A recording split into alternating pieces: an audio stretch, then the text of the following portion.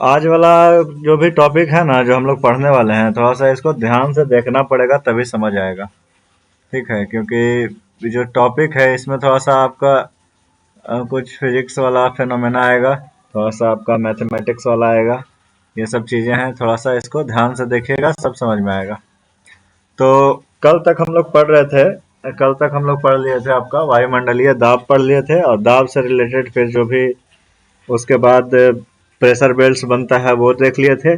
उस pressure belt की वजह से एक स्पेशल फेनोमिना जो होता था, जो हमारे इंडियन सब कॉन्टिनेंट में मानसून का वर्षा होकर के लेकर के आता है।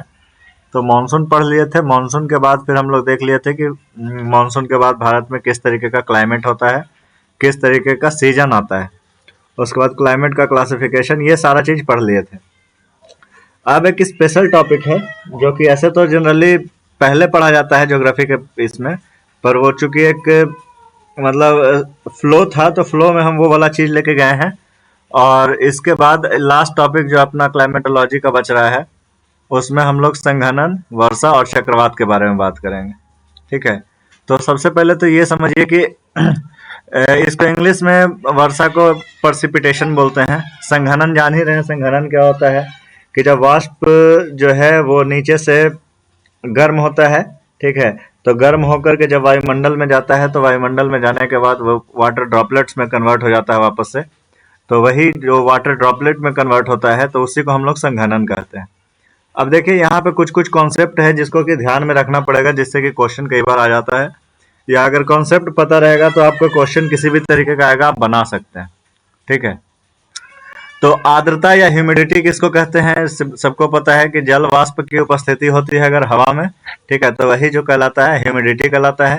ह्यूमिडिटी की अगर बात करें तो जो आपका इक्वेटोरियल रीजन होगा, ठीक है, वहां पे ह्यूमिडिटी अच्छा खासा देखने के लिए मिलता है, क्योंकि वहां पे जल वाष्प जो है वो बहुत ज्यादा बनता है। और ठंडे के दिनों में खास करके ट्रॉपिकल एरिया, सब ट्रॉपिकल एरिया में, जो इंडिया वाला एरिया हो गया, ठीक है, सब ट्रॉपिकल का मतलब 30 डिग्री अक्षांश वाला जो एरिया है, वहां पे गर्मी के दिनों में जनरली जो देखा जाता है कि विंटर जो होता है वो ड्राई होता है, जिसपे कि हम लोग क्लाइमेट क्लासिफिकेशन भी किए थे, उसमें ये सारा चीज देखे थे। अब देखिए, आर्द्रता जो होता है ना, आर्द्रता दो प्रकार का है। ठीक है, अभी तो थोड़ा सा माउस का दिक्कत है तो लिख भी नहीं पाएंगे हम ठीक से, तो इसलिए सुनना पड़ेगा बहुत अच्छे से। ठीक है, आर्द्रता जो है वो दो प्रकार का होगा। ठीक है, एक होगा आपका निरपेक्ष आर्द्रता। बहुत बड़ा हो गया भाई, अरे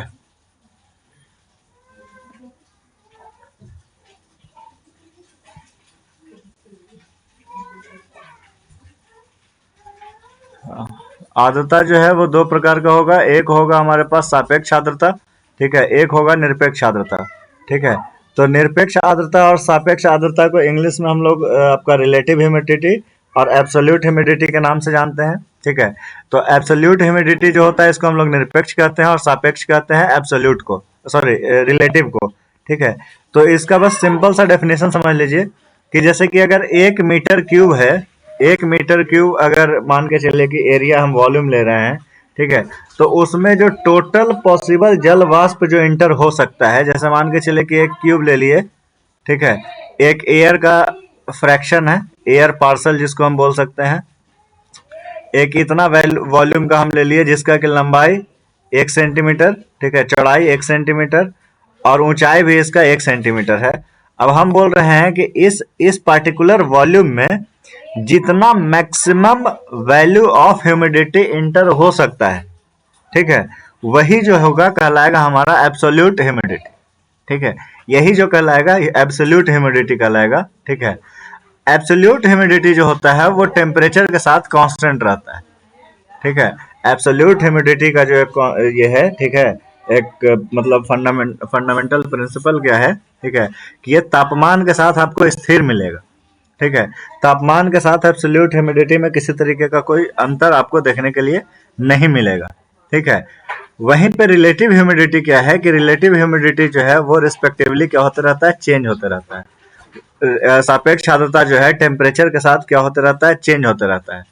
और सापेक्ष आर्द्रता की अगर बात करें तो रिलेटिव ह्यूमिडिटी आर एच से अगर हम इसको डिनोट कर रहे हैं, तो रिलेटिव ह्यूमिडिटी जो होगा हमारे पास, ये टेम्परेचर के इनवर्सली प्रोपोर्शनल होगा। ठीक है, ये क्या होगा, टेम्परेचर के इन्वर्सली प्रोपोर्शनल होगा। बंद रहे तो थोड़ा सा आवाज़ में दिक्कत हुई थी जान। ठीक है, ये जो है हमारे पास टेम्परेचर के इन्वर्सली प्रोपोर्शनल होगा। ठीक है, यानी कि टेम्परेचर जैसे जैसे कम होगा आपका रिलेटिव ह्यूमिडिटी क्या होगा, इंक्रीज होगा। ठीक है, रिलेटिव ह्यूमिडिटी क्या होगा, टेम्परेचर कम होने के साथ साथ इंक्रीज होगा। ठीक है, टेम्परेचर कम होने के साथ अगर रिलेटिव ह्यूमिडिटी इंक्रीज हो रहा है तो एक टाइम ऐसा आएगा, एक टेम्परेचर ऐसा आएगा जिस टेम्परेचर पे रिलेटिव ह्यूमिडिटी जो है वो हमारे एब्सोल्यूट ह्यूमिडिटी के बराबर हो जाता है। ठीक है, टेम्परेचर कम होने पे क्या हो रहा है, रिलेटिव ह्यूमिडिटी क्या हो रहा है, इंक्रीज हो रहा है। तो जैसे जैसे टेम्परेचर कम हो रहा है रिलेटिव ह्यूमिडिटी इंक्रीज हो रहा है। तो रिलेटिव ह्यूमिडिटी का मतलब क्या है कि एट किसी कांस्टेंट टेम्परेचर पे, ठीक है, एक एयर पार्सल में टोटल कितना ह्यूमिडिटी अवेलेबल है उसको हम लोग कह रहे हैं रिलेटिव ह्यूमिडिटी। ठीक है, और उसमें कितना मैक्सिमम हो सकता है, तो मैक्सिमम हो सकता है वो है एब्सोल्यूट ह्यूमिडिटी। ठीक है, जो कि इरिस्पेक्टिव ऑफ टेम्परेचर कांस्टेंट रहेगा। ठीक है, हम क्या बोल रहे हैं कि टेम्परेचर के साथ इसका इनवर्स प्रोपोर्शनलिटी का चलता है। ठीक है, तो ठीक है, तो अगर ये इनवर्सली प्रोपोर्शनल है, ठीक है, पिंकी दी,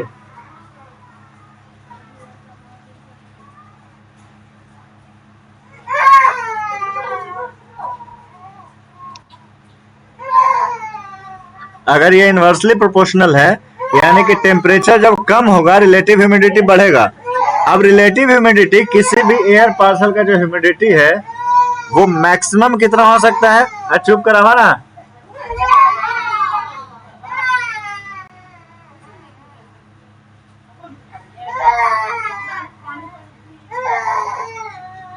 रिलेटिव ह्यूमिडिटी जो है वो मैक्सिमम कितना हो सकता है, तो एब्सोल्यूट ह्यूमिडिटी के बराबर हो सकता है। ठीक है, तो यही चीज होता है जब हमारा बादल जो बनता है, संघनन जो होता है, एक्चुअल में क्या हो रहा है। अब इसको थोड़ा सा समझिए, ये मान के चलिए कि हमारे पास कोई ओशियनिक सरफेस है। ठीक है, यहाँ पे ओशियनिक सरफेस है, इसमें पानी है, ठीक है, जमा। यहाँ पे टेम्परेचर इंक्रीज होता है। यार यही से इसी चलते हम रिकॉर्ड नहीं करते हैं चीजों को, सारा काम ही नहीं करता है।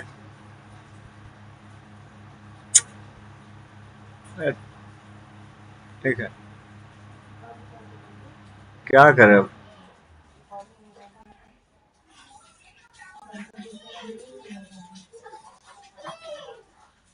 हेलो,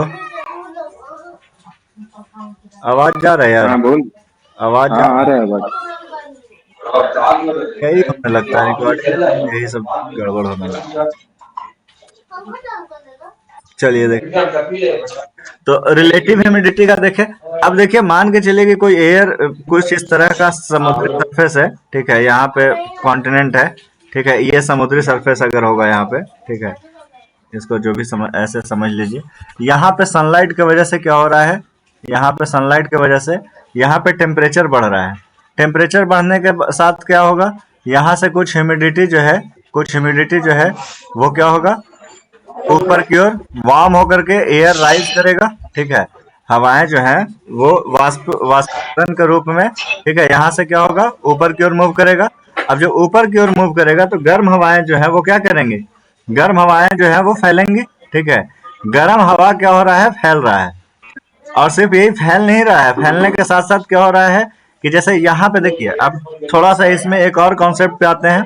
ठीक है, यहाँ पे जो एयर पार्सल होगा, यहाँ पे जो हवाएं जो चल रही होंगी, ठीक है, इस रेंज में, इस रीजन में, ये ग्रीन वाला जो दिखा रहे हैं, ये वाला जो यहाँ पे हवा होगा, ठीक है, ये क्या हो रहा होगा, ऊपर से सूरज का किरण पड़ रहा होगा। ठीक है, सूरज के किरण पड़ने की वजह से यहाँ पे हवाएं गर्म हो रही होंगी। तो ये हवा गर्म कैसे हो रहा होगा कि यहाँ पे जो ओशियनिक सरफेस जो है, ओशियनिक सरफेस इस हीट को क्या कर रहा होगा, एब्जॉर्ब कर रहा होगा, और उस एब्जॉर्प्शन की वजह से इसमें इवेपोरेशन हो रहा होगा।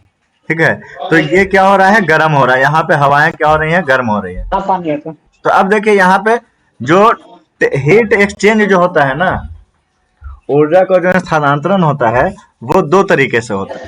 ठीक है, इसको हम लोग कहते हैं एडियाबेटिक, और एक को बोलते हैं इन एडियाबेटिक। ठीक है, या गैर एडियाबेटिक। इसको हिंदी में भी एडियाबेटिक ही लिखता है। ठीक है, हिंदी में ऐसे कुछ रोश रोधोष ऐसे करके पता नहीं कुछ लिखता है, वो और ज्यादा का लिस्ट है। ठीक है, तो उसको छोड़ देते हैं। एडियाबेटिक ध्यान में रखना पड़ेगा। ठीक है, एक होता है एडियाबेटिक, ठीक है, ट्रांसफर ऑफ इट, या फिर आप कह लीजिए एडियाबेटिक प्रोसेस होता है, और एक होता है इन एडियाबेटिक प्रोसेस। तो एडियाबेटिक और इन एडियाबेटिक क्या होता है, इसको थोड़ा सा देखिए। तो जैसे कि मान के चलिए कि कोई ऐसा एक बॉयल रखा हुआ है, इसमें पानी गर्म कर रहे हैं हम लोग। ठीक है, इसमें पानी है। ठीक है, इसमें पानी भरा हुआ है, और इसको अगर हम कोई बर्नर लगा करके यहाँ पे, और बर्नर की सहायता से क्या कर रहे हैं, गर्म कर रहे हैं। ठीक है, इसको एक बर्नर की सहायता से हम क्या कर रहे हैं, गर्म करने का कोशिश कर रहे हैं। तो ये वाला जो प्रोसेस होता है ना, जहाँ की कंडक्शन जो है, जहाँ पे हीट ट्रांसफर आप कह लीजिए जो है, वो कहीं बाहर सराउंडिंग से किसी वस्तु में हीट का ट्रांसफर हो रहा होता है। तो इसको हम लोग बोलते हैं इन एडियाबेटिक ट्रांसफर ऑफ एनर्जी। ठीक है, और एडियाबेटिक एनर्जी क्या होता है, एडियाबेटिक प्रोसेस क्या होता है, जिसमें कोई बाहर के सरफेस एनर्जी नहीं आता है। ठीक है, उसका अपना ही एनर्जी होता है जो कि वो काम करता है। ठीक है, तो इसमें कैसे ये चीज काम कर रहा है, वो चीज खाली देखिए। तो पहला बात ये गर्म हुआ, जो ये एयर पार्सल गर्म हुआ। ठीक है, ये क्या हुआ, इन एडियाबेटिक प्रोसेस से हुआ। समुद्र का पानी जो गर्म हुआ, सन के रेडिएशन की वजह से हुआ, मतलब सूरज का कारण से ये क्या हुआ, गर्म हुआ। अब क्या हुआ, जब ये गर्म हो गया, तो गर्म होकर के ये जो एयर पार्सल है, ये क्या हो गया होगा, जी म्यूट कीजिए आप अपनी तरफ से, मिक्स ये हो रहा है। ये एयर पार्सल जो है क्या हो रहा होगा, गर्म होकर के एक्सपैंड कर रहा होगा। जरा ठीक है, ये गर्म होकर के जो है,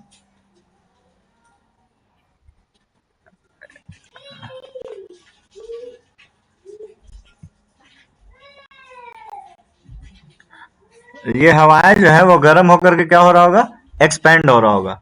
अब जब ये एक्सपैंड होता है, अब जब ये ऊपर की ओर उठेगा, और जब ये एक्सपैंड होगा, तो ऑब्वियस सी बात है, ट्रोपोस्फेयर में ऊपर जा रहे हैं, तो टेम्परेचर क्या होगा, लो होगा। ठीक है, मतलब कि ये ऊपर जाकर के क्या होगा, ये ठंडा होना शुरू होगा। ठीक है, और ये जो ठंडा होना शुरू हो रहा है, अब इसको हम कहेंगे कि ये एडियाबेटिक कूलिंग को क्या कर रहा है, अचीव कर रहा है।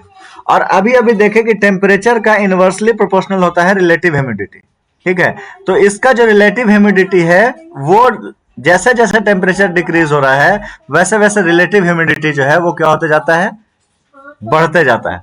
ठीक है, और एक टाइम ऐसा आएगा, एक टेम्परेचर ऐसा आएगा जिस टेम्परेचर पे जो इसका एडियाबेटिक कूलिंग जो हो रहा है इसका, वो मैक्सिमम हो जाएगा, और यहाँ पर रिलेटिव ह्यूमिडिटी जो इसका है, वो आपका एब्सोल्यूट ह्यूमिडिटी के बराबर हो जाएगा। एब्सोल्यूट ह्यूमिडिटी के बराबर होने का मतलब क्या है, कि अब जो 1 सेंटीमीटर क्यूब का जो एयर पार्सल होगा, या 1 मीटर क्यूब का जो एयर पार्सल होगा, उसमें उससे ज्यादा जो है वाष्प का मात्रा आ ही नहीं सकता है। लेकिन टेम्परेचर उससे भी क्या हो रहा है, कम होते जा रहा है। लेकिन टेम्परेचर क्या है, लगातार क्या होते जा रहा है, कम होते जा रहा है। तो जब अब हम मान के चलिए कि कोई एक एयर पार्सल है, इस तरीके से इतना बड़ा एक एयर पार्सल है, और हम बोल रहे हैं कि ये ठंडा होते होते होते होते इतना ठंडा हो गया कि अब इसमें जो एयर पार्सल है, ठीक है, इस एयर पार्सल में और ह्यूमिडिटी इंटर कर ही नहीं सकता है, लेकिन इसका टेम्परेचर अभी भी कम होते जा रहा है। तो ऐसे केस में क्या होता है, ऐसे केस में स्टार्ट हो जाता है कंडेंसेशन। ठीक है, ऐसे केस में क्या हो जाता है कि जो जलवाष्प जो गैसियस फॉर्म में है, वो क्या होता है, अब कॉम्पैक्ट होना शुरू हो जाता है, और वो लिक्विड का फॉर्म लेना शुरू कर देता है। ठीक है, और वो जो लिक्विड का फॉर्म शुरू कर देता है मतलब करना, ठीक है, उसके लिए कुछ पार्सल्स का जरूरत होता है, कुछ पार्टिकल का जरूरत होता है, जिसको जनरली हम लोग आप एरोसोल के रूप में भी जानते हैं। ठीक है, जो कि एरोसोल के रूप में जाना जाता है, कि वही एरोसोल के आसपास में जो है कंडेंसेशन हो जाता है, और कंडेंसेशन जो होने की वजह से क्या होता है, वो जो एडियाबेटिक कूलिंग हुआ, ठीक है, टेम्परेचर कम होने की वजह से वो क्या हो जाता है, वाटर ड्रॉपलेट्स में चेंज हो जाता है। और ये वाटर ड्रॉपलेट्स में चेंज क्यों हो रहा है, क्योंकि रिलेटिव ह्यूमिडिटी जो है वो आपका इक्वल हो गया किसके, एब्सोल्यूट ह्यूमिडिटी के। ठीक है, तो इस केस के वजह से क्या होता है, यहाँ पे कंडेंसेशन शुरू हो जाता है। ठीक है, अब अगर ये चीज देख रहे हैं तो फिजिक्स में एक कॉन्सेप्ट आता है, ठीक है, लेटेंट हीट का। ठीक है, फिजिक्स में कह लीजिए या केमिस्ट्री में भी बात कर लीजिए, केमिस्ट्री में भी कई बार पढ़ने के लिए मिलता है। ठीक है, लेटेंट हीट का कॉन्सेप्ट आता है। ठीक है, लेटेंट हीट का कॉन्सेप्ट क्या है कि जब कोई पार्सल या फिर जब कोई भी मटेरियल, ठीक है, जैसे कोई गैसियस मटेरियल है, गैसियस मटेरियल अगर लिक्विड में अपना ट्रांसफॉर्म कर रहा है, ठीक है, अपना अगर स्टेट चेंज कर रहा है, वो गैसियस से क्या हो रहा है, लिक्विड में चेंज हो रहा है। तो जब वो गैसियस से लिक्विड में चेंज होता है तो एक लेटेंट हीट वो क्या करता है, जनरेट करता है। ठीक है, उसके पार्सल्स, उसके जो पार्टिकल्स होते हैं, वो पार्टिकल्स क्या है, दूर दूर हैं। ठीक है, जब वो लिक्विड में कन्वर्ट हो रहा है तो उसके पार्टिकल्स क्या हो रहे हैं, कॉम्पैक्ट हो रहे हैं, नजदीक हो रहे हैं। ठीक है, तो इसको आप कंपेयर करके एक मतलब क्या बोलते हैं उसको, एक कॉन्सेप्चुअल व्यू पे ये इसको ऐसे ध्यान में रख सकते हैं, जैसे कि कोई आउटर ऑर्बिट का एटम जो है, ठीक है, जैसे गैसियस एटम जो है, गैसियस एटम्स जो होते हैं वो दूर दूर तक फैले होते हैं, और गैसियस एटम को हम क्या कर रहे हैं, कंप्रेस करके उसको क्या कर रहे हैं, कंप्रेस कर रहे हैं अगर उसको, यानी उसके पार्सल्स को हम नजदीक ला रहे हैं। ठीक है, तो उस केस में क्या होगा, हीट जो है, उसके पार्टिकल्स जो है वो हीट क्या करेंगे, रिलीज करेंगे। ठीक है, और जब हीट रिलीज करेंगे तो वही वाला चीज जो है वो लेटेंट हीट के रूप में देखने के लिए मिलता है। ठीक है, और यही लेटेंट हीट जो देखने के लिए मिलता है, ये जो ट्रॉपिकल साइक्लोन होता है, ट्रॉपिकल साइक्लोन में ये बहुत बड़ा मतलब एक रोल प्ले करता है। ठीक है, तो हम कोशिश कर किए समझाने का, लग रहा है हमको कि जो भी चीजें हैं यहाँ तक समझ में आया होगा। ठीक है, अब देखिए वही चीज का बात किया है, सापेक्ष आर्द्रता जो होता है, रिलेटिव ह्यूमिडिटी। ठीक है, रिलेटिव ह्यूमिडिटी का एक फॉर्मूला भी होता है, जिसको हम लोग रिप्रेजेंट करते हैं, जो टोटल उपस्थित जल वाष्प है बटा जो टोटल आर्द्रता का आर्द्रता ग्रहण करने का जो टोटल क्षमता होगा। ठीक है, उसको और गुना 100 कर देते हैं। ये गुना 100 इधर नहीं है, दिस बाय दिस इनटू 100 है। ठीक है, तो उससे जो है हमारा सापेक्ष आर्द्रता निकल के आ जाता है। ठीक है, आर्द्रता क्षमता क्या होता है, तो वही चीज कि अधिकतम जल वाष्प धारण करने का क्षमता, किसी भी एयर पार्सल का अधिकतम जल वाष्प मतलब धारण करने का जो क्षमता होगा, वही जो है आपका क्या होगा, आर्द्रता क्षमता होगा। अब आर्द्रता क्षमता जो होता है वो टेम्परेचर बढ़ने के साथ क्या होगा, बढ़ेगा। जैसा मान के चलिए कि कोई एयर पार्सल है, ठीक है, 1 सेंटीमीटर क्यूब का एयर पार्सल है। ठीक है, उसमें अगर टेम्परेचर बढ़ाएंगे तो उसका एरिया क्या हो जाएगा, एक्सपेंड हो जाएगा। ठीक है, वो क्या हो जाएगा, और दूर दूर फैल जाएगा। जब वो और दूर दूर फैल जाएगा तो उसके अंदर कैपेसिटी जो है, ठीक है, ह्यूमिडिटी को होल्ड करने की, वो क्या हो जाती है, बढ़ जाती है। ठीक है, और यही वाला चीज से आप उसको रिलेट करके और देख सकते हैं कि कैसे टेम्परेचर बढ़ने पे आपका रिलेटिव ह्यूमिडिटी जो है वो बढ़ते जा रहा है और एक टाइम पे एब्सोल्यूट ह्यूमिडिटी के बराबर हो जा रहा है। ठीक है, तापमान के साथ इसका इनवर्स प्रोपोर्शनल में रहता है। ठीक है, 100% सापेक्ष आर्द्रता जो होता है वो सैचुरेटेड हो जाता है। ठीक है, और जब सैचुरेट हो जाता है तो वहीं से ओस का बूंद या फिर कह लीजिए आप कि जो कंडेंसेशन है जो उसका स्टार्ट हो जाता है। ठीक है, ये कंडेंसेशन स्टार्ट होने के पीछे रिस्पॉन्सिबल जो फैक्टर है उसी को हम लोग कहते हैं एडियाबैटिक कूलिंग प्रोसेस। ठीक है, वो जो है उसको क्या कहते हैं, एडियाबैटिक कहते हैं। एडियाबैटिक का मतलब सिंपल सा समझिए कि पर्यावरण के साथ ऊष्मा विनिमय के बिना तापमान में परिवर्तन होता है। ठीक है, जैसे कोई मान के चलिए आप अपने दोनों हाथों को रगड़ना शुरू कीजिएगा, तो आप जब अपने दोनों हाथों को रगड़ना शुरू कर रहे हैं तो उसमें कहीं आप बाहर से ऊष्मा नहीं दे रहे हैं, लेकिन फिर भी आपका हाथ जो है वो गर्म होता हो जा रहा है। ठीक है, तो that process is known as adiabatic process. ठीक है, अगर वही चीज जो है आप धूप सेक रहे हैं बाहर जा करके, आप हाथ ऐसे करके या फिर कहीं अलाव पे अपना हाथ सेक रहे हैं, तो वहां पे जो आपका हाथ गर्म हो रहा है वो हो रहा है ड्यू टू वो जो हीट जनरेट हो रहा है उस कोयले से या फिर जिस भी चीज से आप सेक रहे हैं अपना हाथ, तो वो जो हो जाएगा वो नॉन एडियाबैटिक हो जाएगा।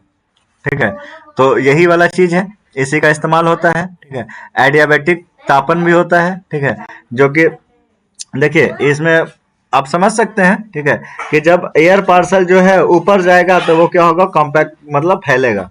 ठीक है, एयर पार्सल जब नीचे की ओर आ जाएगा तो क्या होगा, कंडेंस होगा। ठीक है, जब ऊपर की ओर जा रहा है तो क्या हो रहा है, उसमें एडियाबैटिक कूलिंग हो रहा है। ऊपर जैसे जैसे जाएगा उसमें क्या होते जाएगा, कूलिंग होते जाएगा। ठीक है, और एक टाइम पे आपका रिलेटिव ह्यूमिडिटी जो है एब्सोल्यूट ह्यूमिडिटी के बराबर हो जाएगा। ठीक है। और वही जो एडियाबेटिक कूलिंग होते रहता है उसके वजह से आपका बादलों का निर्माण होता है। ठीक है, बादलों का निर्माण के बारे में हम लोग और बात कर चुके हैं। ठीक है, अब देखिए बादलों का निर्माण से रिलेटेड कल हम लोग कुछ टर्म्स देखे थे जिसको कि एक बार फिर से आप रिवाइज कर सकते हैं। बादल जो होते हैं उनका वर्गीकरण तीन रूप से होता है, मतलब हाइट के अनुसार तीन फॉर्म में उसको हम लोग मतलब बादलों को डिवाइड करने का काम करते हैं। सबसे पहला होता है निम्न बादल, जिसको स्ट्रेटो क्लाउड के नाम से भी जान रहे थे, बात कर रहे थे कि उसको हम लोग जो सबसे नीचे वाले जो बादल होंगे वो आपके मतलब ब्लैकिश कलर में होंगे, आपका ग्रेइश टाइप का, मतलब एक तरीके से डार्क डार्क कह लीजिए, ब्लैकिश नहीं, डार्क कलर के बादल बनेंगे। ठीक है, और ये जो टाइप होता है बादल का उसको हम लोग स्ट्रेटो क्लाउड बोलते हैं। ठीक है, स्ट्रेटो क्लाउड। और इसका हाइट की अगर बात करें तो लगभग आपका 2 किलोमीटर के रेंज में ये चीज आपको बनता हुआ दिखता है। वहीं पे मिडिल एल्टीट्यूड पे देखें, ठीक है, तो मिडिल एल्टीट्यूड पे अल्टो अल्टो नाम का अल्टो टाइप का क्लाउड्स का फॉर्मेशन होता है।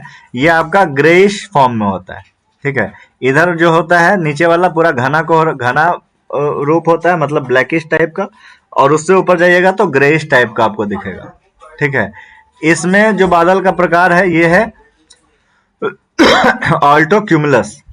ठीक है, ऑल्टो क्यूमुलस, यानी ऑल्टो, उसके नाम में ऑल्टो जहां पे लगा रहेगा आप समझ जाइएगा कि ये मध्यम एल्टीट्यूड का बादल है।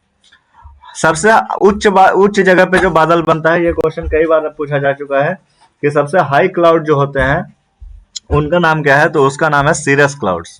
ठीक है, सीरस क्लाउड्स जो होते हैं इसका पंखदार मतलब एक फेदर टाइप का स्ट्रक्चर बनता है। ठीक है, जो जैसे पंछी का पंख होता है उस तरीके से। ठीक है, ये इसमें वर्षा का संभावना बहुत कम होता है।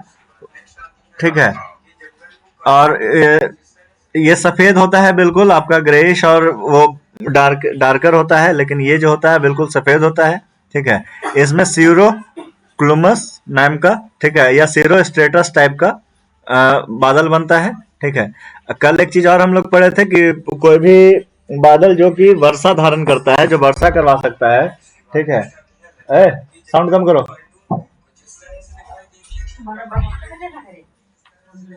इसमें हम लोग बात किए थे कल कि कोई भी रेन रेन कंटेनिंग जो बादल्स होते हैं, ठीक है, उसके नाम में निम्बस लगा होता है।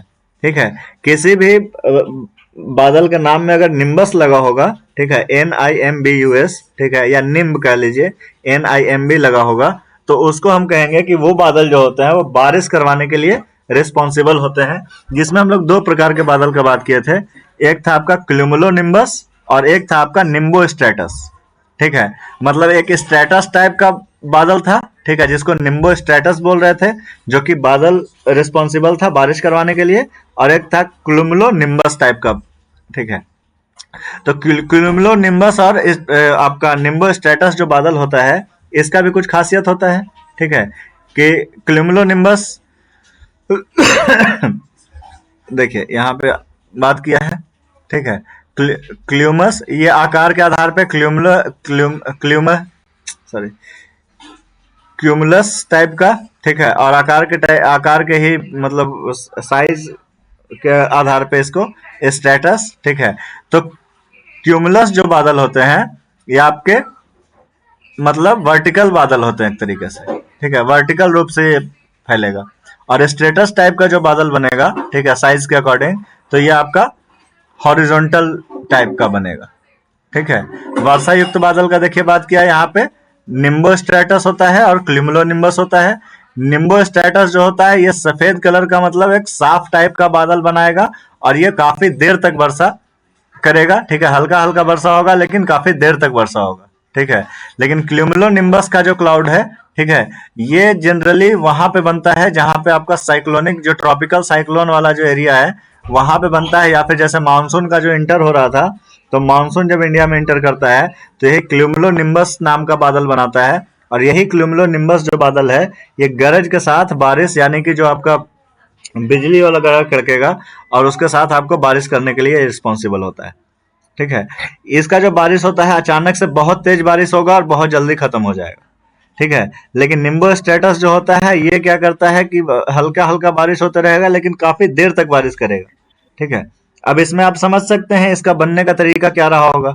निम्बो स्टेटस जो बादल होते हैं वो लंबी अवधि तक बनते रहते हैं, लंबी अवधि तक उसका कंडेंसेशन होता रहता है, बहुत दूर से वो ह्यूमिडिटी लेकर के उसको ग्रहण करके आगे की ओर बढ़ते रहता है, ह्यूमिडिटी ग्रहण करता रहता है, और जब एक बार उसका कंडेंसेशन पूरा हो जाता है वो धीरे धीरे धीरे धीरे बारिश के रूप में उसको छोड़ता चला जाता है और काफी देर तक बारिश करता है। जो कुछ कुछ दिन पहले हाँ, बादल गिरा था, वो कौन बादल था? बादल गिरा था, देखिए बादल गिरा, बादल फटने का जो कॉन्सेप्ट है ना वो अलग ही कॉन्सेप्ट है, ठीक है। हाँ, वो मालूम है, नहीं लेकिन नहीं आया था न्यूज में कि बादल ही गिरा है, तो किस टाइप का था? जैसे देखिए निम्बो स्ट्रेटस बादल, निम्बो स्ट्रेटस टाइप का ही शायद होगा, अभी हम कंफर्म नहीं है, देखना पड़ेगा उसको। जानकारी है क्या? नहीं पता नहीं है, हमको लगा टाइप बता रहा था शायद। नहीं तो बादल का वैसा, जैसे देखिए वो बादल फटना जो है ना वो एक अलग ही प्रोसेस है, ठीक है। वो नेचुरल क्लाइमेट के वजह, जैसे उसमें क्या होता है कि जैसे जो बादल जो होता है, बादल में क्या होता है कि जो बाहरी वाला जो परत होता है ना वो बर्फ के रूप में जमना शुरू हो जाता है, ठीक है। और बर्फ के रूप में जमना शुरू हो जाता है और उसके अंदर जो है वो वाटर ड्रॉपलेट्स मौजूद होते हैं, ठीक है।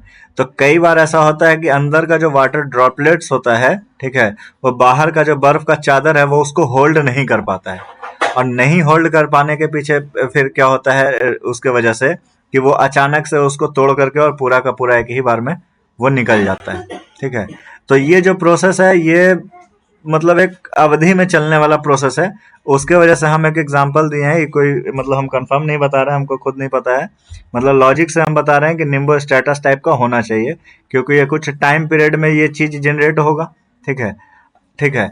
इसलिए हम इसको निम्बो स्टेटस बोले, ठीक है। वैसे एक बार देख लीजिएगा, ये हम कंफर्म नहीं बोल रहे हैं, ठीक है।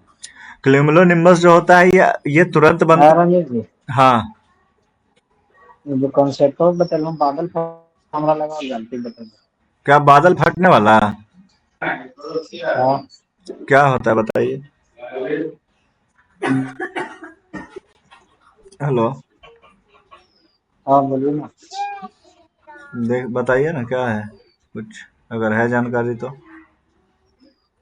हमारा जानकारी है कि वो जो क्या बोल जो एक पे टकराता है ना मालाबार ट्रैक्टर, हाँ हाँ तो वहां पे टकराने के बाद दो भाग में कट जाता है। हाँ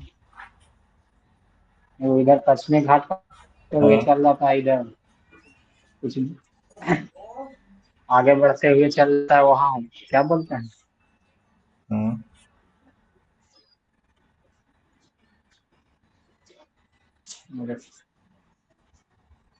भारत में पश्चिमी घाट पहाड़िया के साथ जो मानसून में जाता, कहाँ से एंट्री करता है भारत में? पश्चिमी घाट वाला? हाँ, हाँ आपका वही नीचे वाला मालाबार कोस्ट से, केरल कोस्ट कह तो वो लीजिए। तो वहां से, अरे वहां पे टकरा के धीरे धीरे वो करे पश्चिमी घाट पहाड़ी के सहारे आगे बढ़ता है ना ऊपर हाँ की ओर, हाँ हाँ और वो फिर जाके टकराता है वो हिमालय पहाड़ के अथी से, और इधर हिमाचल क्षेत्र की तरफ मुड़ जाता है, हिमाचल उत्तराखंड की तरफ। हम्म और इधर से जो जा रहा था ना, जो हम्म म्यांमार में टकराया था, हम्म म्यांमार में टकरा के हिमालय में बारिश करवाता है, हम्म तो फिर चल जा वो भी मुड़ जाता है इधर हिमाचल के तरफ, ये दोनों वहां पे टकराता है ना, हम्म। तब उत्तराखंड और हिमाचल में बादल फटता है। बादल फटना, ज्यादातर देखिए घटना बादल फटना कोई ऐसा, बादल देखिए बादल फटना जो है ना वो एक प्रकार का, जैसे देखिए ये क्या बोलते हैं, इसमें देखिए अब इस पे थोड़ा सा बात ही कर लीजिए। बादल फटना क्या है कि एक फिनोमिना है, ठीक है। बादल फटने का मतलब होता है कि जैसे एक गिवन टाइम पीरियड में, ठीक है, अचानक से बहुत ये दोनों जलवायु टकराता है ना उसी में फटता है, उसका दूसरा तो अलग बात नहीं देखिए ना उस पे भी आ रहे हैं, ठीक है। एक तो सबसे पहले तो रीजन ये है कि बादल फटने का मतलब ये कुछ नहीं है कि जैसे कि अचानक से कोई पानी उछल दिया ऊपर से, ऐसा वाला बादल फटना मतलब ये नहीं होता है, ठीक है। बादल फटने का मतलब क्या होता है कि जैसे एक गिवन टाइम पीरियड में, ठीक है, बहुत ज्यादा बारिश का हो जाना, ठीक है। एक छोटे से टाइम पीरियड में अगर बहुत ज्यादा बारिश हो जाता है तो वही बादल फटने का फेनोमेना कहलाता है। उसका क्या रेशियो है ये हमको एग्जैक्ट याद नहीं है, पहला चीज। दूसरा चीज क्या होता है कि ये जनरली जो देखा जाएगा आपको पहाड़ी क्षेत्रों में देखने के लिए मिलेगा। बादल फटने का जो प्रोसेस है ना, वो ये महाराज से कुछ। क्या चीज? हेलो। अरे हम आपके इंतजार में रह गए कि आप कहते हैं आपका, तब हम आपका गाड़ी नहीं देखे, तब हम आपको फोन किए। अरे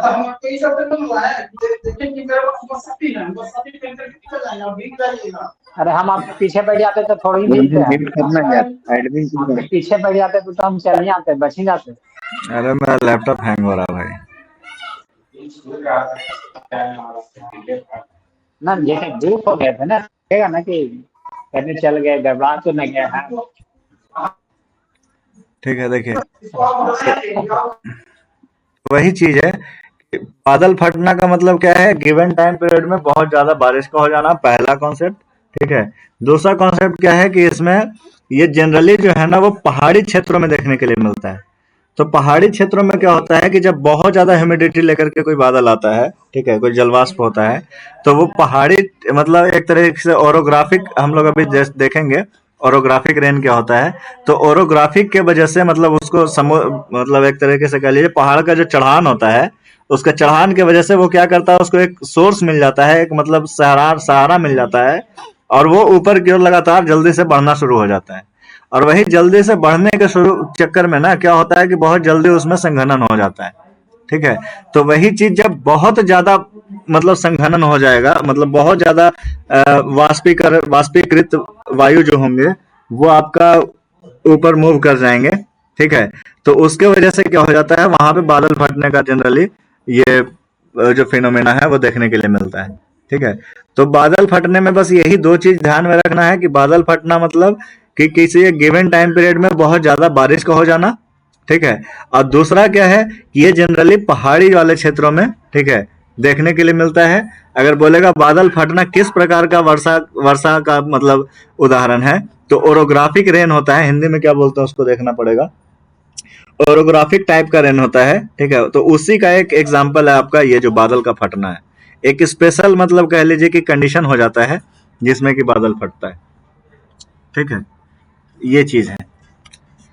अब देखिए उसी के बारे में आगे पढ़ना है, बादल के बारे में पढ़े थोड़ा सा, ठीक है। इसके बाद वर्षा के बारे में देखते हैं। तो वर्षा जो है वो आपको जनरली तीन प्रकार का देखने के लिए मिलेगा, ठीक है। सबसे पहले तो आपका संवहनी वर्षा। संवहनी वर्षा जैसे कि जिस अभी जितना हम लोग एग्जाम्पल देख रहे हैं ये सब का सब आपका संवहनी वर्षा का ही एग्जाम्पल है। जैसे कि जिसमें क्या होता है कि गर्म सतह से वायु ऊपर उठता है, एडियाबैटिक प्रोसेस होता है, उसके बाद एडियाबैटिक कूलिंग होता है, जिसके वजह से वो क्या हो जाता है, उसका ह्यूमिडिटी बढ़ते जाता है, उसका रिलेटिव ह्यूमिडिटी बढ़ते जाता है। एक टाइम के बाद बादल बनता है और बादल बनने के बाद उसका वर्षा करवा देता है, ठीक है। तो ये तो नॉर्मल जो वर्षा होता है इसको हम लोग संवहनी वर्षा बोलते हैं। ओरोग्राफिक वर्षा क्या होता है कि ओरोग्राफिक वाला क्षेत्र जो होता है, मान के चलिए कि ऐसा कोई पहाड़ वाला एरिया है, ठीक है, ऐसा कोई एरिया है, ठीक है, ऐसे पहाड़ वाला एरिया है, ठीक है। अरे यार, ठीक है, इस तरीके से कुछ पहाड़ वाला एरिया है। अभी यहाँ पे क्या हो रहा है, यहाँ पे कुछ पानी ले करके ऐसे करके बादल अगर आ रहा है, ठीक है, इधर से कोई बादल है इस तरीके से, ठीक है, लेकर के आ रहा है। ये क्या होता है, इसके सहारे ये जो है जब इधर से ऊपर उठना शुरू हो जाता है, तो यहाँ से जब ऊपर उठना शुरू हो जाएगा तो इसमें कूलिंग बहुत जल्दी होगा, ठीक है। यही कूलिंग जब यहाँ पे होता है तो यही बादल जब ऊपर इधर की ओर मूव करता है तो यहाँ पे क्या करवा देता है, ये वर्षा करवा देता है, ठीक है, ये वर्षा करवा देता है। अब जब ये वर्षा करवा देता है तो इस बादल के पास अब जो है ह्यूमिडिटी का मात्रा जो है वो वर्षा के रूप में क्या हो जाता है, इस साइड में निकल गया। और जब इस साइड में निकल गया तो अब बाकी जो भारी हवाएं हैं वो इसके सहारे जो है वो कहाँ, इधर साइड में आ जाती है, ठीक है, ये वैली साइड में आ जाती है, ठीक है। तो ये वैली साइड में जो ये हवाएं जो ऊपर ठंडी हवाएं थी, ये ठंडी हवाएं जब यहाँ पे आ जाती है तो इस एरिया में क्या बन जाता है, एक हाई प्रेशर एरिया बन जाता है। इस वाले रीजन में एक हाई प्रेशर एरिया बन जाता है। ये वाला हाई प्रेशर एरिया जो बनता है इसके वजह से जो है यहाँ पे जो एक तरीके से फेनोमेना देखने के लिए मिलता है कि यहाँ पे एरिड एरिड टाइप का आपको क्लाइमेटिक कंडीशन देखने के लिए मिलता है। ठीक है, तो यहाँ पे एरिड टाइप का क्लाइमेटिक कंडीशन देखने के लिए मिलता है क्योंकि यहाँ पे जब भी इधर से बारिश बादल लेकर के आता है, ठीक है, वो इस साइड में बरस जाता है और इस साइड में मतलब हवा जो है, ठंडी हवाएं जो है वो इसके स्लोप पकड़ करके नीचे जाती है, जिसकी वजह से यहाँ पे हाई प्रेशर का निर्माण होता है। और जहां जहां हाई प्रेशर का निर्माण होगा, ध्यान दीजिएगा, जहां जहां हाई प्रेशर का निर्माण होगा वहां पे जनरली मौसम साफ दिखेगा आपको। ठीक है, वहां पे बारिश होने का संभावना जो है वो बहुत कम होता है। बारिश वहीं पे आपको देखने के लिए मिलेगा जब लो प्रेशर का कंडीशन बनता है। तो इसके वजह से, और यही वाला एग्जाम्पल जो है हमारा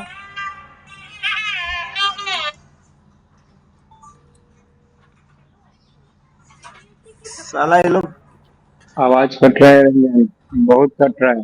अरे यार कॉल पता नहीं, सब इतना कंपनी का कॉल आने लगता है ना, दिमाग खराब हो जाता है।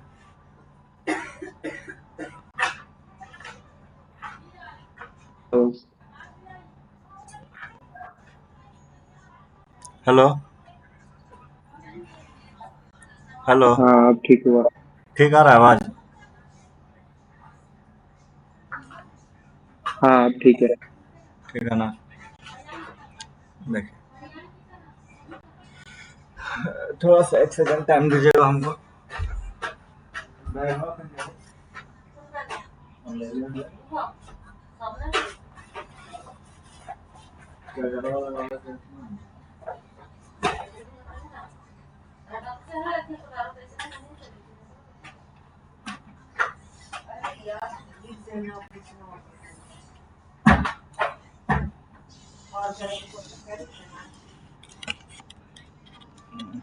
हेलो, आवाज जा रहा है ना ठीक से? हाँ अब ठीक है।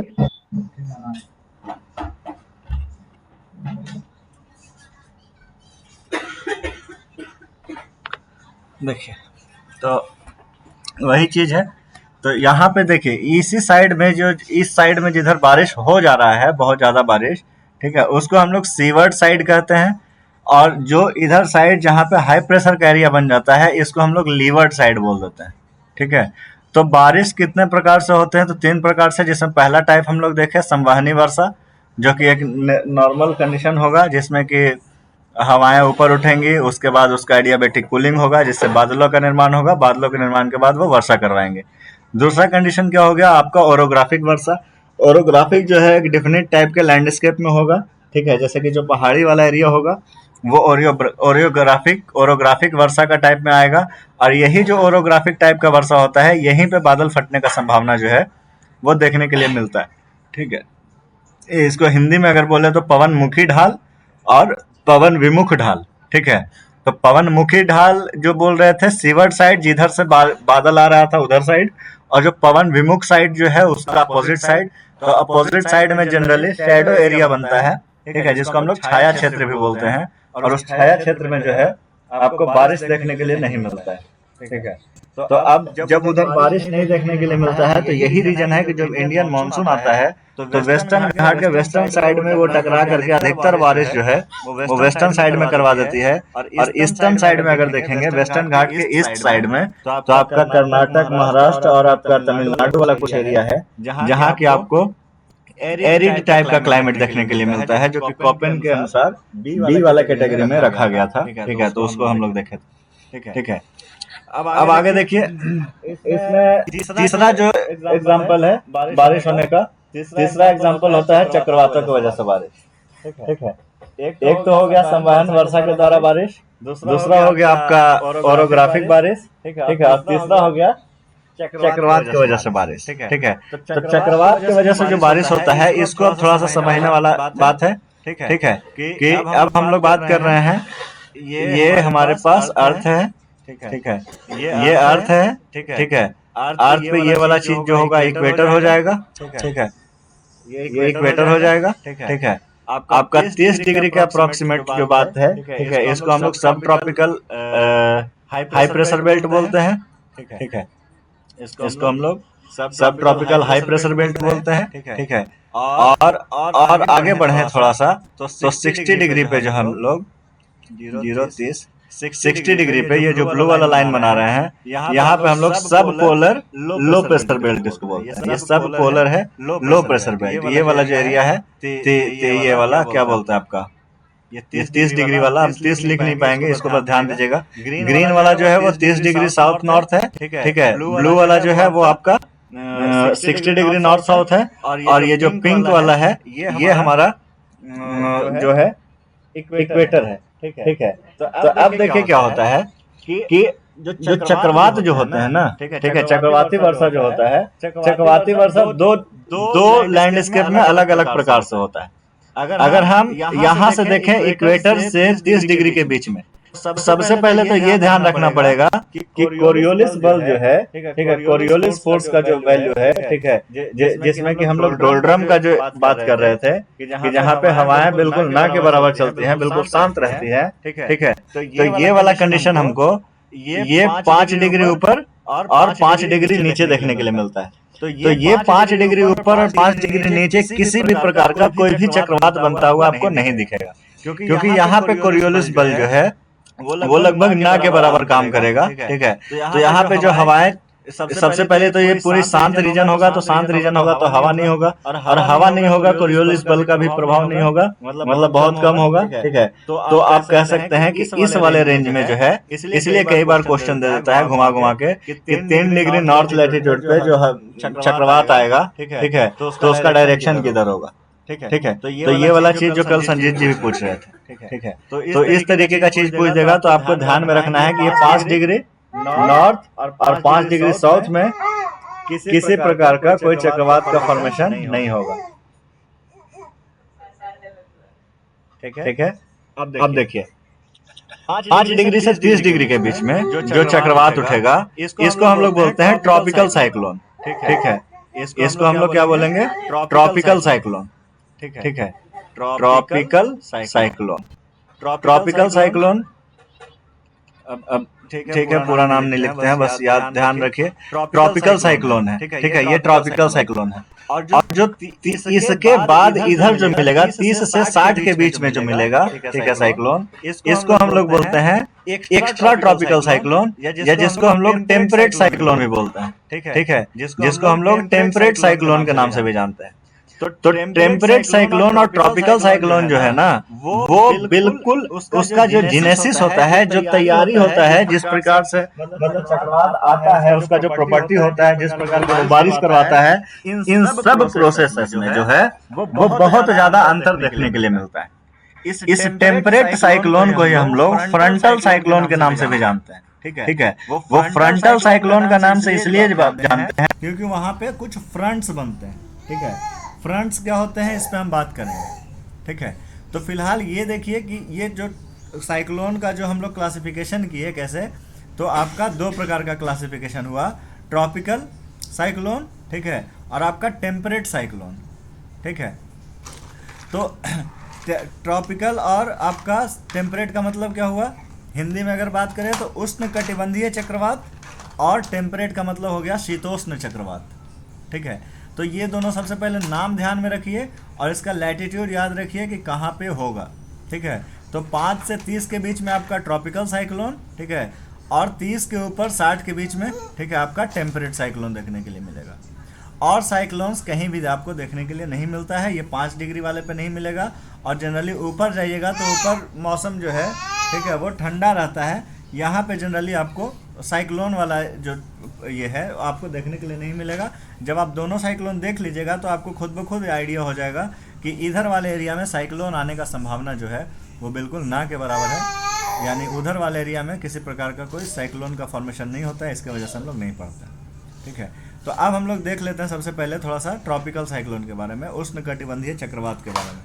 तो उष्णकटिबंधीय चक्रवात जो होते हैं, सबसे पहले तो इसका जेनेसिस देखिए कि ये जब भी शुरू होगा, जब भी ये मतलब ट्रॉपिकल साइक्लोन स्टार्ट होगा, ठीक है, तो वो जब भी स्टार्ट होगा तो समुद्री एरिया से स्टार्ट होगा, ठीक है।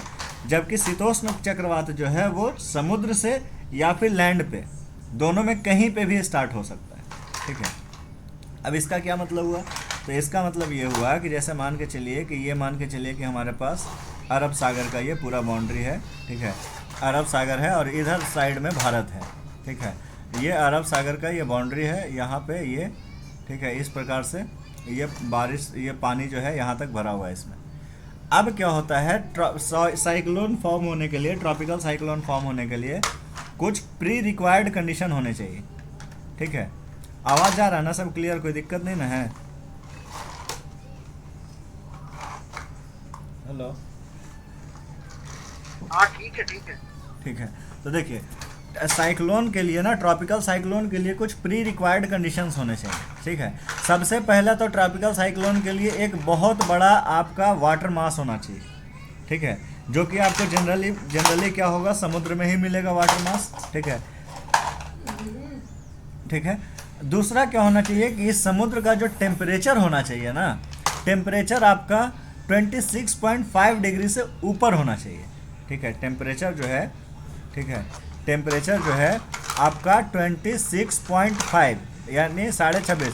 अब ये वाला जो वैल्यू है कई बार जो है अलग अलग जगह पे आपको, जिसे लियोन का बुक देखिएगा तो उसमें कुछ ये दिया है, ठीक है, आपका और दूसरा बुक देखिएगा तो उसमें आपको कहीं 26 डिग्री, कहीं 25 डिग्री, कहीं इस तरीके का डिग्री आपको देखने के लिए मिल जाएगा, ठीक है। बस जनरली आपको समझना है कि टेम्परेचर क्या होना चाहिए, तो रूम टेम्परेचर से ऊपर होना चाहिए, अप्रॉक्सीमेटली रूम टेम्परेचर से ऊपर होना चाहिए, या आप कह लीजिए कि इतना टेम्परेचर होना चाहिए जब मतलब एक सफिशिएंट रूप से वाष्प जो है वो बनना शुरू हो जाए, ठीक है।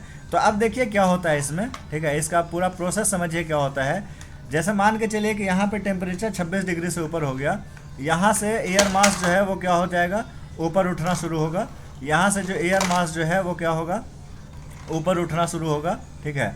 अब देखिए जब ये ऊपर उठना शुरू हो रहा है तो पूरा जो प्रोसेस है एडियाबैटिक कूलिंग का, उसको यहाँ पे भी लगाइए और उसके बाद देखिए क्या हो रहा है। यहाँ पे जब हवाएं ऊपर की ओर उठ रही हैं तो ये ऊपर की ओर क्या बन रहा है, ये ऐसे करके, ठीक है, एक मास बन रहा है, ठीक है, एक वाष्प जो है वो जब ऊपर की ओर उठ रहा है तो ये जो है एक्सपैंड हो रहा है। एक्सपैंड होने के टर्म में इसमें रिलेटिव ह्यूमिडिटी बढ़ रहा है, ठीक है, इसमें मतलब आर्द्रता ग्रहण करने की क्षमता बढ़ रही है, ठीक है।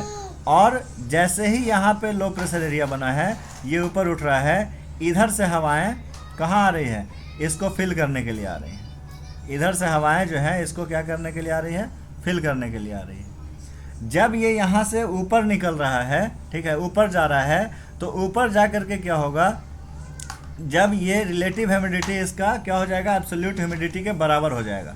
तो रिलेटिव ह्यूमिडिटी जब एब्सोल्यूट ह्यूमिडिटी के बराबर हो जाएगा, तो अभी बात किए थे कि जब वो आपका गैसियस फॉर्म से जब लिक्विड फॉर्म में चेंज होगा तो एक लैटेंट हीट जनरेट होगा, ठीक है, क्या होगा, लैटेंट हीट जनरेट होगा, ठीक है। ये लैटेंट हीट जो क्या करेगा, इस वाष्प को और ऊपर उठा के ले जाएगा, ये इस वाष्प को क्या करेगा, और ऊपर उठा के ले जाएगा, ठीक है। जब ये इस वाष्प को और ऊपर उठा के ले गया तो नीचे से और हवाएं जाएंगी जो कि उसको भरने के लिए जाएंगी, ठीक है। जब यहाँ से और हवा इसको भरने के लिए जाएगा तो इधर साइड से और हवाएं जो हैं वो इसको फिल करने के लिए आएंगी, ठीक है। क्योंकि देखिए यहाँ से जो हवा ये उठ रहा है, ये बीच वाला, ये क्या कर रहा है, यहाँ पे लो प्रेशर एरिया बना रहा है, और ये जो लो प्रेशर एरिया बन रहा है, इधर से और इधर से जो हवाएं आ रही है इस लो प्रेशर को भरने के लिए आ रही हैं। और जब ये लो प्रेशर को भरने के लिए आ रही है, ये हवाएं खुद यहाँ पे आकर के गर्म हो जा रही हैं, क्योंकि ओशियन का सरफेस जो है 27 डिग्री के अप्रॉक्स गर्म हो चुका है। तो ये जब गर्म हो गई तो ये फिर क्या करेगा, और ऊपर जाएगा, और ऊपर होगा, और कंडेंसेशन होगा, और ऊपर जाएगा, और कंडेंसेशन होगा। अब ये वाला चीज़ जो इस तरीके से एक बार जो प्रोसेस चालू हो जाता है, उसके बाद जो अर्थ का रोटेशन है, अर्थ के रोटेशन के वजह से क्या हो जाता है कि ये जो है कोरियोलिस बल इस पे काम करता है, और कोरियोलिस बल के कारण ये जो है ये इस प्रकार से चक्रवात का रूप धारण कर लेता है, ठीक है। जब बहुत ज़्यादा एयर हो जाता है तो ये जो है इस प्रकार से गोल गोल घूमना शुरू हो जाता है और चक्रवात का रूप धारण कर लेता है। अब चक्रवात का जब रूप धारण कर लेता है तो चक्रवात से रिलेटेड एक और कॉन्सेप्ट है जिसको कि ध्यान में रखना पड़ेगा, ठीक है। अगर हम किसी भी प्रकार का चक्रवात की बात कर रहे हैं, ट्रॉपिकल की बात करें या फिर टेम्परेट की बात करें, अगर नॉर्दर्न हेमिस्फीयर में, ठीक है, अगर उत्तरी गोलार्ध में किसी भी प्रकार का चक्रवात जन्म ले रहा है तो इसका जो डायरेक्शन होगा वो एंटी साइक्लोन होगा, सॉरी एंटी क्लॉकवाइज होगा। ठीक है, ये जो डायरेक्शन होगा इसका क्या होगा, एंटी क्लॉकवाइज होगा। ठीक है, अगर सदर्न हेमिस्फीयर में अगर बात करें, ठीक है, सदर्न हेमिस्फीयर में अगर हम बात करें तो सदर्न हेमिस्फीयर में जो आपका क्या बोलते हैं, ये जो हवाओं का वेग हो, ये जो चक्रवात बनेगा ये हमेशा क्या होगा, ये उल्टा लिख दिए ना, उल्टा बना दिए डायग्राम, बोले सही डायग्राम उल्टा बना दिए। ठीक है, ये एंटी क्लॉक का मतलब क्लॉक इस प्रकार से घूम रहा है तो ये ऐसे घूम रहा होगा। ठीक है, ये एंटी क्लॉक होगा। ठीक है, अगर यहाँ पे देखें तो ये जो हो जाएगा ये क्या हो जाएगा, क्लॉकवाइज डायरेक्शन में हो जाएगा। अब ये दोनों ही चक्रवात के लिए मतलब ये है वैलिड है, आपका ट्रॉपिकल टाइप का चक्रवात बने या फिर टेम्परेट टाइप का चक्रवात बने, दोनों ही केस में नदर्न हेमिस्फीयर में ये वामावर्त घूमेगा यानी कि एंटी क्लॉकवाइज डायरेक्शन में, और सदर्न हेमिस्फीयर में ये क्लॉकवाइज डायरेक्शन में घूमेगा। ठीक है, ये चक्रवात का जो एक तरीके से जो ये घूमने वाला जो स्टार्ट होगा वो ये हो जाएगा। ठीक है, अब देखिए क्या हो रहा है, अब जो है यहाँ से जो ट्रेड विंड्स वगैरह ये जो हवाएं चल रही हैं, जो प्रेशर पड़ रहा है, ये इस चक्रवात को क्या करता जाएगा और मजबूत करता जाएगा। ठीक है, इस चक्रवात में जो बीच वाला एरिया जो है, बीच वाला एरिया, ठीक है, बीच वाले एरिया में लगभग आपका जो ये क्या बोलते हैं हवाओं का बहुत कम मात्रा होगा, या हवाएं बीच में बहुत कम मिलेंगी। ऊपर से जो गर्म हवाएं हैं, गर्म हवाएं जो ऊपर से जो हवाएं हैं वो क्या है, इस तरीके से नीचे गिरते हुए नजर आएंगी। ठीक है, और ये जो हवाएं नीचे गिरते हुए नजर आती है, ये जो बीच वाला गोल बनाया है इसी को साइक्लोन का आई बोला जाता है। ठीक है, यही जो साइक्लोन का जो है आँख है। ठीक है, साइक्लोन का आँख इसी को बोला जाता है। ठीक है, और यही आँख के अप्रॉक्स जो यहाँ पे जो हवाएं चल रही होती है वही इसका एक एज बनाता है। ठीक है, वही इसका जो एक कह लीजिए कि जो क्या बोलते हैं सीमा बनाता है। ठीक है, यही वाला चीज़ जो है, अब ये वाला चीज़ अगर समुद्र में एक बार जनरेट हो गया है तो ये जो है समुद्र में जैसे जैसे मूव करेगा, ठीक है, हवा इसको जिधर साइड लेके जाएगी, ठीक है, जिस भी डायरेक्शन में हवाएं ले जाएं इसको, ठीक है, अब चूंकि हवाएं किस डायरेक्शन में लेके जाएंगी ये भी फिक्स है। ठीक है, क्योंकि ट्रेड विंड्स चल रही हैं। ठीक है, ट्रेड विंड्स जब चल रही हैं तो ट्रेड विंड्स इसको क्या करके ले जाएंगी, अब 0 से 30 डिग्री के बीच में क्या चल रहा है, पूर्वा पवन चल रहा है, ट्रेड विंड्स चल रहा है। तो ये जब एक बार चक्रवात जनरेट हो गया तो फिर उसके बाद ट्रेड विंड इसको लेकर के दौड़ना शुरू करेंगे, और जब ये दौड़ना शुरू करेंगे उस बीच में इसमें जो प्रोसेस हो रहा था वो प्रोसेस इसमें होता रहेगा, और ये चक्रवात जो है और मजबूत होता जाएगा। ठीक है, अब ये चक्रवात ख़त्म कहाँ पे होगा, तो जैसे ही ये मान के चलिए कि यहाँ पे आया, यहाँ पे फिर एक लैंडमास था। ठीक है, ये चक्रवात जैसे ही इस लैंडमास पे पहुँचेगा, यहाँ पे ये संघनन हो चुका है, संघनन की वजह से यहाँ पे काफ़ी तेज़ हवाएं चलेंगी, और वो हवाएं जो हैं यहाँ पे जो टेम्परेचर को कम करने का काम करेंगी। ठीक है, यहाँ पे भी क्या है, ट्रेड विंड्स जब इसको यहाँ पे पहुँचाएगी किसी भी तट पे, जब ये टक्कर मारेगा तो यहाँ पे भारी बारिश करवाएगा। ठीक है, और बारिश के साथ साथ क्या होगा, यहाँ का टेम्परेचर जो है वो क्या करेगा, कुछ कम करेगा। ठीक है, चूँकि बारिश होगा।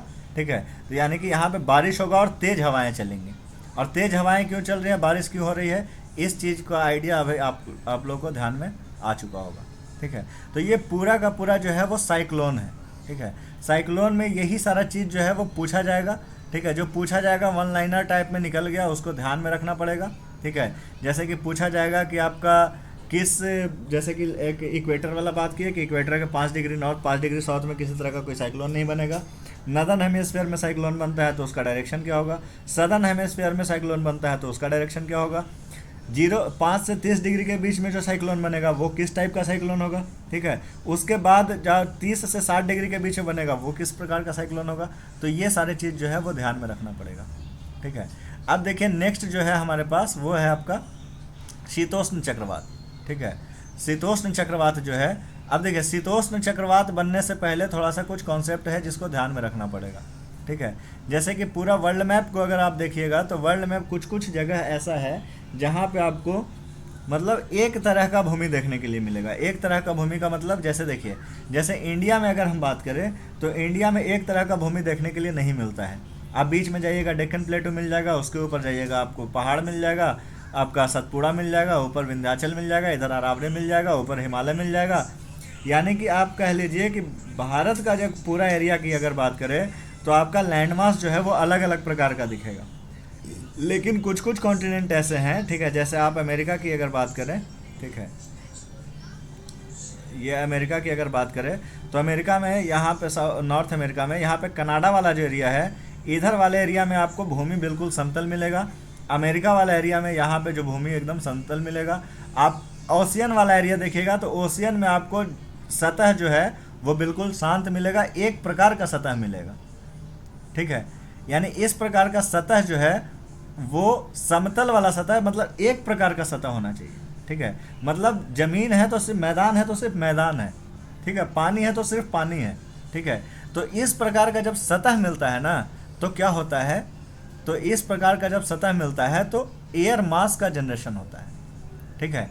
एयर मास क्या है कि एक सेम टाइप की हवाएं, ठीक है, एक सेम टाइप का कंडीशन जो कि एक बहुत बड़े भूभाग पे जो है वो जनरेट हो जाता है, ठीक है।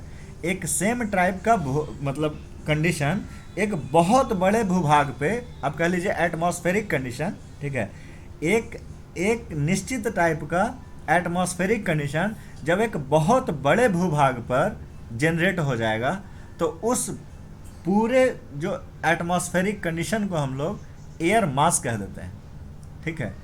उसको हिंदी में वाताग्र बोलते हैं, ठीक है। तो जो भी आपको अच्छा लगे याद रख लीजिए, ठीक है। उसको इंग्लिश में क्या, हिंदी में क्या बोल रहे हैं, वाताग्र बोल रहे हैं, ठीक है। उसको हिंदी में बोल रहे हैं वाताग्र। देखिए कहाँ पे लिखा है, ये लिखा है, ठीक है, ये देखिए वाताग्र बोल रहे हैं, ठीक है। इसी को हम लोग एयर मास बोलते हैं, ठीक है। एयर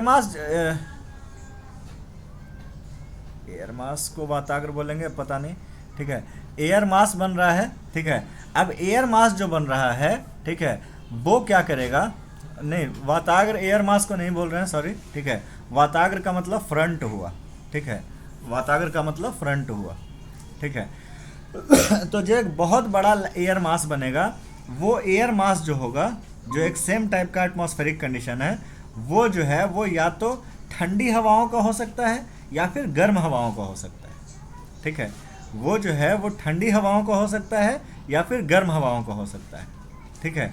तो अगर ठंडी हवाओं का एटमॉस्फेरिक कंडीशन बनेगा तो उसको हम लोग कोल्ड एयर मास बोल देंगे। अगर गर्म हवाओं से बनेगा तो उसको हम लोग हॉट एयर मास बोल देंगे, ठीक है। तो ये जो कोल्ड एयर मास और हॉट एयर मास जो बनता है, इससे एक स्पेशल टाइप का फेनोमेना जनरेट होता है और वही फेनोमेना जो है वो चक्रवात का रूप लेता है और उसी टाइप के चक्रवात को हम लोग फ्रंटल साइक्लोन बोलते हैं, जो कि 30 डिग्री से 60 डिग्री के बीच में आता है, ठीक है।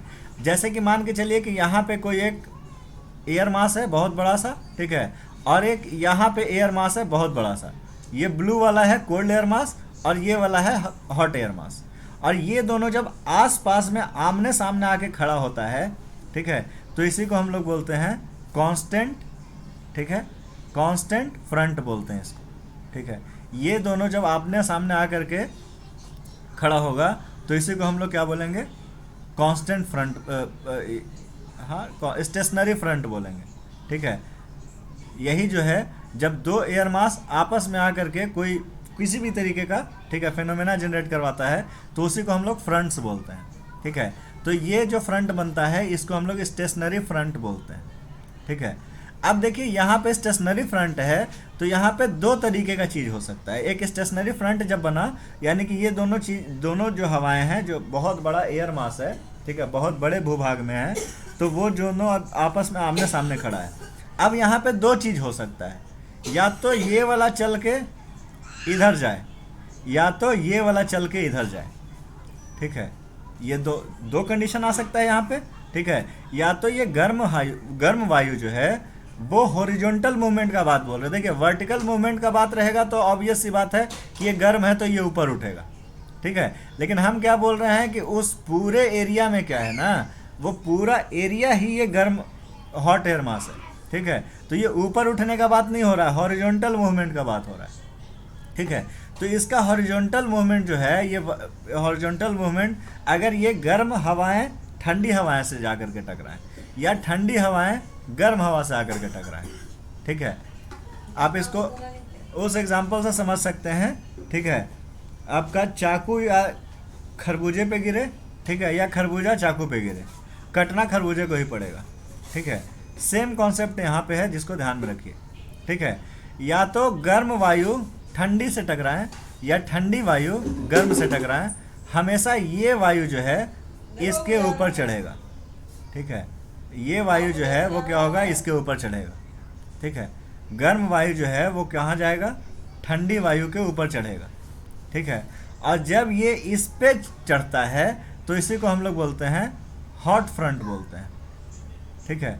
और अगर ये आकर के इससे टकराता है, अगर ये आकर के इससे टकराता है, तब भी गर्म वायु ही क्या होगा, इस पे चढ़ेगा, ठीक है। लेकिन तब इसको हम बोलेंगे कोल्ड फ्रंट बोलेंगे, ठीक है। और फिर क्या होता है, एक टाइम होता है जब ये बिल्कुल क्या हो जाता है, इस पे ओवरलैप कर जाता है, ठंडी हवाएं नीचे और गर्म हवाएं इसके ऊपर, ठीक है। तो इसको हम लोग अधिविशिष्ट वाताग्र बोलते हैं, ठीक है। ये जो फ्रंट बनता है, यहाँ पे हम लोग बोलते हैं कि फ्रंट जो है वो डेड हो गया, ठीक है। तो ये जो फ्रंट डेड हो गया, ठीक है, तो यही वाला चीज़ जो होता है, यहाँ पे कंडीशन जो है वो रुक जाता है। अब देखिए, जब तक ये फ्रंट डेड नहीं हो गया, ठीक है बैठिए ना जी, बैठिए आ रहे हैं, आता ना कुछ लेके आ रहा हूँ उसको, ठीक है। देखिए, तो ये जो फ्रंट है, ठीक है, हवाएं जब इसके ऊपर चढ़ जाएंगी तो कहा जाएगा कि अब ये जो फ्रंट है वो डेड हो चुका है, ठीक है। इसको डेड फ्रंट बोलते हैं, ठीक है। अब स्टेशनरी से लेकर के जो हवा ऊपर चढ़ रहा था, इसी बीच में कोरियोलिस फोर्स वगैरह काम करता है, और इस बीच में क्या होता है, आपका चक्रवात का जनरेशन होता है, ठीक है। तो यहाँ पे जो चक्रवात बनता है, चक्रवात का शेप अगर देखिएगा तो चक्रवात का शेप जो होता है आपका इन्वर्टेड वी टाइप का होता है, इस प्रकार का, ठीक है। इन्वर्टेड वी टाइप का होता है। ये देखिए, ये हॉट एयर मास था, ठीक है, ये हॉट एयर मास था, और ये हॉट एयर मास लाल वाला, और ये कोल्ड एयर मास था। ये जो हॉट एयर मास जो है यहाँ पे चढ़ने का कोशिश कर रहा है, और इस वजह से जो है क्या होता है, कई बार जो कोरियोलिस फोर्स जब लगता है इस पे, ठीक है, इसके चढ़ने के क्रम में जब कोरियोलिस फोर्स लगेगा तो फिर इसको क्या कर देगा, गोल गोल घुमा देगा, ठीक है। ये वाला चीज़ जो है ऐसे करके ये क्या हो जाएगा, गोल गोल घुमा देगा इसको, और जब इसको गोल गोल घुमा देगा तो इस केस में क्या होगा, चक्रवात का जनरेशन होगा, ठीक है। तो चूंकि ये वाला जो चीज़ है वो दो फ्रंट, कोल्ड फ्रंट और हॉट फ्रंट की वजह से हो रहा था, ठीक है, इसी के वजह से इसको हम लोग फ्रंटल साइक्लोन भी बोलते हैं, ठीक है। और ये फ्रंटल साइक्लोन जो है, ठीक है, जिसको हम लोग शीतोष्ण चक्रवात कह रहे हैं, ये हमेशा 30 डिग्री से 60 डिग्री के बीच में देखने के लिए मिलेगा, ठीक है। 30 डिग्री लैटिट्यूड से 60 डिग्री लैटिट्यूड, 30 डिग्री अक्षांश से 60 डिग्री अक्षांश तक देखने के लिए मिलेगा, ठीक है। यही जो फ्रंट्स बनता है, इसी को हम लोग फ्रंटोजेनेसिस बोलते हैं, या जिसको हम लोग फ्रंट्स का निर्माण बोलते हैं, ठीक है, या जिसको हम लोग चक्रवात का निर्माण बोलते हैं। जैसे ही दो स्टेशनरी फ्रंट आपस में आमने सामने आकर के खड़ा हो जाता है, क्लाइमेटोलॉजिस्ट को पता चल जाता है कि चक्रवात आने वाला है, ठीक है। वो लोग जो है चक्रवात का भविष्यवाणी कर देते हैं, ठीक है। तो यही जो चीज़ था आपका पूरा का पूरा फ्रंटल साइक्लोन आपका ये है। अब इसमें से जो ऑब्जेक्टिव टाइप क्वेश्चन है, ये जब हम लोग क्वेश्चन बनाएंगे तो इससे और भी ज़्यादा समझ में आ जाएगा, ठीक है। ये देखिए, अतिरिक्त उष्णकटिबंधीय क्षेत्र में पाया जाएगा भूमि। अच्छा हाँ, अब देखिए, अब जो एयर मास जो है, अभी बात की है कि एयर मास जो है, ठीक है, एयर मास आपका कनाडा वाला एरिया में बात की है और समुद्री वाला एरिया में बात की है, ठीक है। तो अगर मान के चलिए कि कनाडा वाला एरिया में आकर के कोई गर्म एयर मास उससे टकरा रहा है, तो कनाडा में भी क्या हो सकता है, आपका कनाडा में भी आपका चक्रवात का जनरेशन हो सकता है, ठीक है। कनाडा में भी चक्रवात का जनरेशन हो सकता है जब समुद्र से चलने वाली एयर मास, समुद्र में स्थित एयर मास आ करके और इससे टकरा जाए, ठीक है, कनाडा वाले एयर मास से टकरा जाए, ठीक है। तो उससे भी चक्रवात का जनरेशन हो सकता है, या कनाडा वाला जाकर के समुद्र में टकरा जाए किसी से एयर मास से, ठीक है, तो उससे भी क्या हो सकता है, आपका चक्रवात जनरेट हो सकता है, ठीक है। तो ये पूरा का पूरा जो कॉन्सेप्ट था आपका प्रेसिपिटेशन से लेकर के, ठीक है, ये साइक्लोन्स जो है वो जनरली जो है वो आपको वर्षा करवाने के लिए रिस्पॉन्सिबल होता है। ठीक है, अब ऑब्वियस सी बात है, जब गर्म वायु चढ़ेगा ठंडी वायु पे तो ह्यूमिडिटी को लेकर के ऊपर जाएगा, उसके वजह से बादल बनेगा, और बादल की वजह से वर्षा आएगा। ठीक है, तो ये जो चक्रवात बनता है ये भी काफ़ी खतरनाक टाइप का चक्रवात होता है। ऐसा नहीं है कि ये जो फ्रंटोजेनेसिस हो रहा है इससे चक्रवात कुछ कम मतलब खतरनाक होता है, इससे भी बहुत तेज बहुत खतरनाक आपको चक्रवात का जनरेशन होता हुआ मिलता है। ठीक है, अब थोड़ा सा चक्रवात का नाम की अगर बात करें, ठीक है, तो देखिए चक्रवात का जो है ना एरिया वाइज नाम कुछ अलग अलग नाम दिया जाता है। ठीक ना, ठीक है, जैसे देखिए अगर इसमें वर्ल्ड मैप हम लिखे, देखिए एक मिनट, हाँ यहाँ पर मैप है। देखिए मैप में हम क्या दिखाना चाह रहे हैं कि जो ये तो हालांकि दूसरा चीज़ का मैप है, ओशिनोग्राफी का है, देख लेंगे। चक्रवात जो होता है ना, चक्रवात का अलग अलग जगह पे अलग अलग नाम दिया जाता है। जैसे इंडिया में जो यहाँ पे चक्रवात आता है, ठीक है, अरब सागर में कोई चक्रवात आएगा या बे ऑफ बंगाल में कोई चक्रवात आता है तो हम लोग जनरली इसको चक्रवात के नाम से ही जानते हैं, उसको इंग्लिश में हम लोग साइक्लोन बोलते हैं। लेकिन आपका साउथ चाइना सी में यहाँ पे जो अगर कोई चक्रवात आता है, ठीक है, अगर यहाँ पे कोई चक्रवात आता है तो इसको हम लोग टाइफून्स के नाम से जानते हैं। ठीक है, वैसे एक बार और वेरीफाई कर लेंगे हम, टाइफून्स के नाम से जानते हैं। ऑस्ट्रेलिया के आसपास कोई चक्रवात जनरेट होता है, इसको हम लोग विली विली के नाम से जानते हैं, विली विली के नाम से जानते हैं। ठीक है, आपका गल्फ ऑफ मैक्सिको जो दिख रहा है, यहाँ पे कोई चक्रवात जनरेट अगर होता है तो इसको हम लोग हरिकेन्स के नाम से जानते हैं। यहाँ पे जो चक्रवात जनरेट होता है इसको हम लोग हरिकेन्स के नाम से जानते हैं। आपका अमेरिका में कोई चक्रवात जनरेट होता है, ठीक है, तो अमेरिकन चक्रवात को हम लोग टॉर्पीडो के नाम से जानते हैं।